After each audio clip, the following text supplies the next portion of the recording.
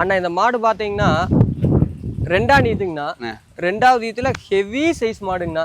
Heavy சைஸ்னா நம்ம வெயிட்லயோ நம்ம உங்களுக்கு மாடு அதாவது உருவத்திலயோ பெருசு கிடையாதுங்க.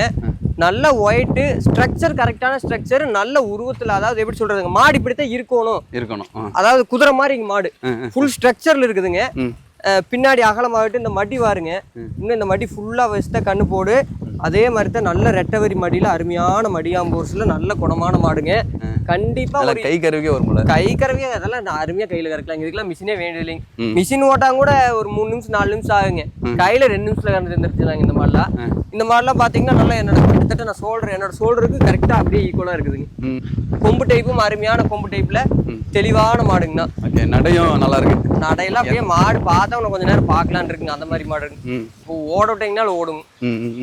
எத்தனாவது ஈத்துங்க இது? அண்ணா இந்த மாதிரி ரெண்டாவது ஈத்து இப்ப பல்ல அரைக்கடை வந்துருக்குன்னா நல்லா சேரலிங்க.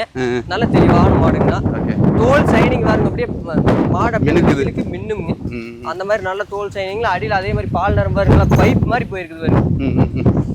இங்க இங்க இங்க இந்த சைட் பாருங்க, இங்க பாருங்க, தெரிய காமிங்க. இங்க பாருங்க, இந்த பால் நரம்புங்கண்ணா. இங்க பாருங்க எப்படி போயிருக்குதுன்னு பாருங்க. இந்த லைன் எப்படி போயிருக்குன்னு பாத்தீங்களா? இந்த மாடுக்கு தான் கறவை வருங்க. கறவை ஏமாத்தாதுங்க. நம்ம கெஸ் பண்ணி எடுத்தோம்னால அது கரெக்டா அந்த கறவை வந்துருங்க. இந்த உருவத்துக்கே கறக்குங்க. எல்லா குவாலிட்டி இருக்குதுங்கண்ணா. அதே மாதிரி உருவத்துல பெருசா எல்லா மாடும் பெருசா உருவத்துல இருந்தாலும் கறந்துடாதுங்கண்ணா. மேக்சிமம் ரொம்ப உருவத்துல நம்ம கறியில நல்லா இருக்கிற மாடுக ஒரு சில மாடு ஏமாத்திடுங்க. பால் நரம்பு, மடியாம்போர்ஸ், மாட்டோட லட்சணம், மேப் மேனி, தோல் நைஸு, இதுல தான் மாடு கறக்குங்க. வெறும் சைஸ் மட்டும் இருந்தாலும் மாடு கறக்காதுங்கண்ணா. உங்களுக்கு அத்தனை குவாலிட்டி, அதாவது தோல் நைஸு, மடியாம்போர்ஸ், பால் நரம்பு, மாடு முகலட்சணம் எந்த அளவுக்கு பிரீடு குவாலிட்டியில இருக்குது அப்படிங்கறத வச்சுட்டு மாடு பால் கறக்குங்க. இப்போ நீங்க சொன்ன எல்லா லட்சணமும் இதுல இருக்கு. எல்லா லட்சணமும் இந்த மாடு இருக்குங்க. அதே மாதிரி லென்த், ஒரு வார்டு லென்த்து. முன்னாடி பாருங்க மாடு எங்க இருக்குது, மூஞ்சி எங்க இருக்குது, பின்னாடி இது எங்க இருக்குது. எல்லா மாடுமே ஹெவி சைஸ் மாடுங்க இந்த வாரம். நம்ம ஒன்னொன்னே சொல்லிக்கிட்டே இருக்கலாமுங்க. மாடுல பத்தி சொல்லிட்டே இருக்கலாம். அந்த மாதிரி எல்லாம் ஒண்ணு போல தான் இருக்கு. ஆமாங்கண்ணா. சரி.